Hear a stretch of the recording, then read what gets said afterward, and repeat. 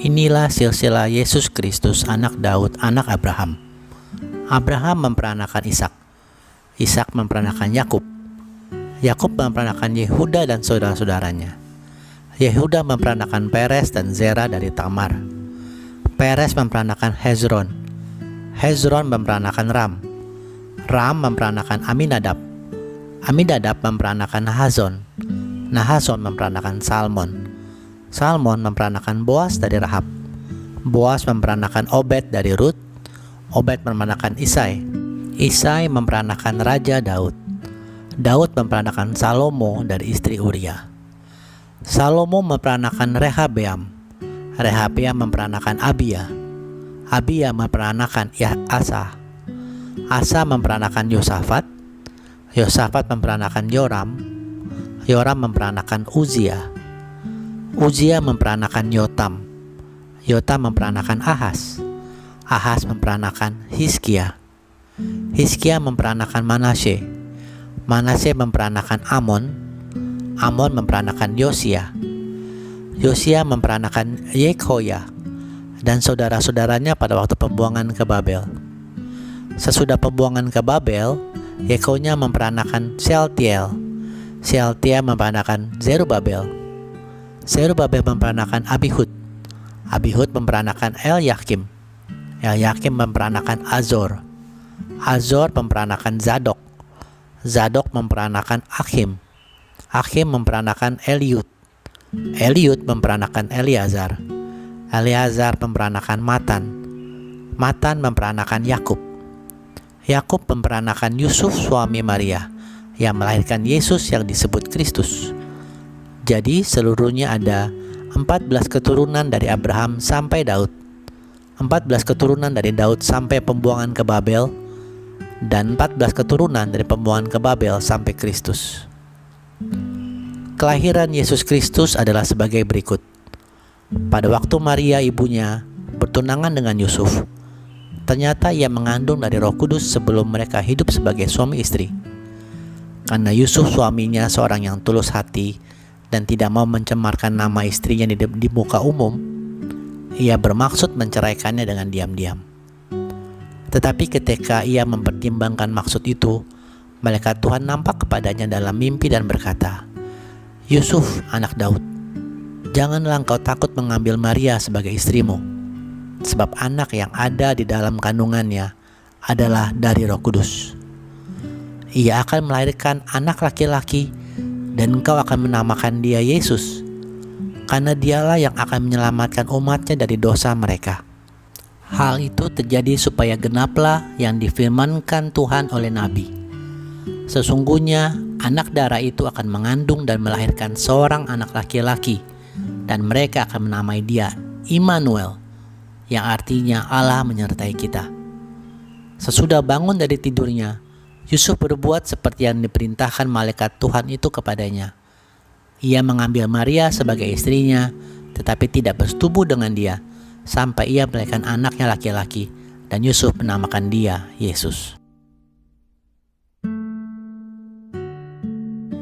Sesudah Yesus dilahirkan di Betlehem di tanah Yudea, pada zaman Raja Herodes, datanglah orang-orang Majus dari timur ke Yerusalem dan bertanya-tanya, "Di manakah dia, raja orang Yahudi yang baru dilahirkan itu? Kami telah melihat bintang yang di timur, dan kami datang untuk menyembah dia." Ketika Raja Herodes mendengar hal itu, terkejutlah ia beserta seluruh Yerusalem. Maka dikumpulkannya semua imam kepala dan ahli Taurat bangsa Yahudi.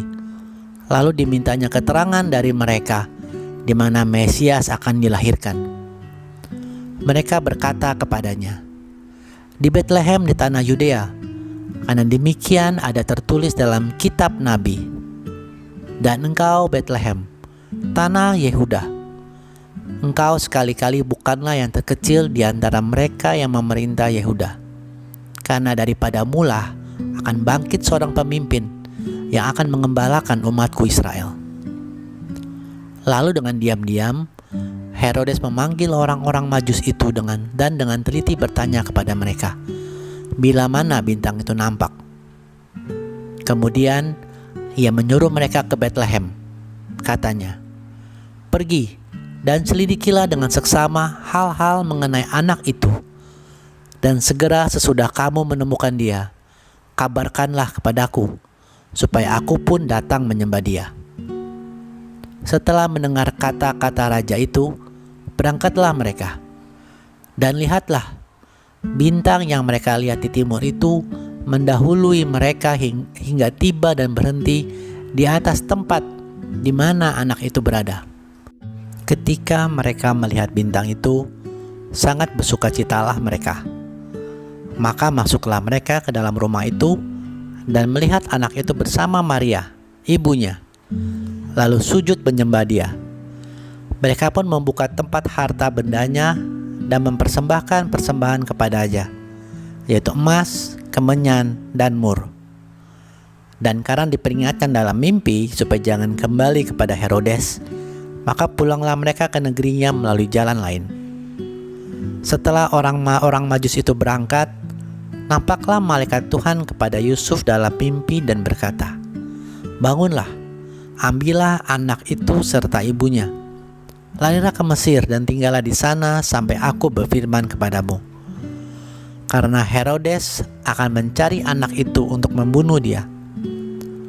Maka Yusuf pun bangunlah, diambilnya anak itu serta ibunya malam itu juga, lalu menyingkir ke Mesir dan tinggal di sana hingga Herodes mati. Hal itu terjadi supaya genaplah yang difirmankan Tuhan oleh Nabi, "Dari Mesir kupanggil anakku." Ketika Herodes tahu bahwa ia telah diperdaya oleh orang-orang Majus itu, ia sangat marah. Lalu ia menyuruh membunuh semua anak di Betlehem dan sekitarnya, yaitu anak-anak yang berumur 2 tahun ke bawah, sesuai dengan waktu yang dapat diketahuinya dari orang-orang Majus itu. Dengan demikian, genaplah firman yang disampaikan oleh Nabi Yeremia. Terdengarlah suara di Rama, tangis dan ratap yang amat sedih. Rahel menangisi anak-anaknya, dan ia tidak mau dihibur, sebab mereka tidak ada lagi. Setelah Herodes mati, nampaklah malaikat Tuhan kepada Yusuf dalam mimpi di Mesir. Katanya, "Bangunlah, ambillah anak itu serta ibunya, dan berangkatlah ke tanah Israel, karena mereka yang hendak membunuh anak itu sudah mati." Lalu Yusuf pun bangunlah, diambilnya anak itu serta ibunya, dan pergi ke tanah Israel. Tetapi setelah didengarnya bahwa Arkelaus menjadi raja di Yudea menggantikan Herodes ayahnya, ia takut ke sana. Karena dinasihati dalam mimpi, pergilah Yusuf ke daerah Galilea. Setibanya di sana, ia pun tinggal di sebuah kota yang bernama Nazaret. Hal itu terjadi supaya genaplah firman yang disampaikan oleh nabi-nabi bahwa ia akan disebut orang Nazaret. Pada waktu itu tampillah Yohanes Pembaptis di padang gurun Yudea dan memberitakan, "Bertobatlah, sebab kerajaan surga sudah dekat." Sesungguhnya dialah yang dimaksudkan Nabi Yesaya ketika ia berkata, "Ada suara orang yang berseru-seru di padang gurun, persiapkanlah jalan untuk Tuhan, luruskanlah jalan baginya." Yohanes memakai jubah bulu unta dan ikat pinggang kulit, dan makanannya belalang dan madu hutan. Maka datanglah kepadanya penduduk dari Yerusalem, dari seluruh Yudea dan dari seluruh daerah sekitar Yordan. Lalu mengaku dosanya, mereka dibaptis oleh Yohanes di sungai Yordan. Tetapi waktu ia melihat banyak orang Farisi dan orang Saduki datang untuk dibaptis, berkatalah ia kepada mereka, "Hai kamu keturunan ular beludak, siapakah yang mengatakan kepada kamu bahwa kamu dapat melarikan diri dari murka yang akan datang? Jadi hasilkanlah buah yang sesuai dengan pertobatan. Dan janganlah mengira bahwa kamu dapat berkata dalam hatimu, Abraham adalah bapa kami.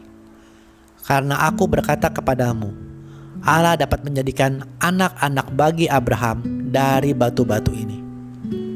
Kapak sudah tersedia pada akar pohon, dan setiap pohon yang tidak menghasilkan buah yang baik pasti ditebang dan dibuang ke dalam api. Aku membaptis kamu dengan air sebagai tanda pertobatan. Tetapi Ia yang akan datang kemudian daripadaku lebih berkuasa daripadaku, dan aku tidak layak melepas kasutnya. Ia akan membaptis kamu dengan Roh Kudus dan dengan api. Alat penampi sudah di tangannya. Ia akan membersihkan tempat penggirikannya dan mengumpulkan gandumnya ke dalam lumbung.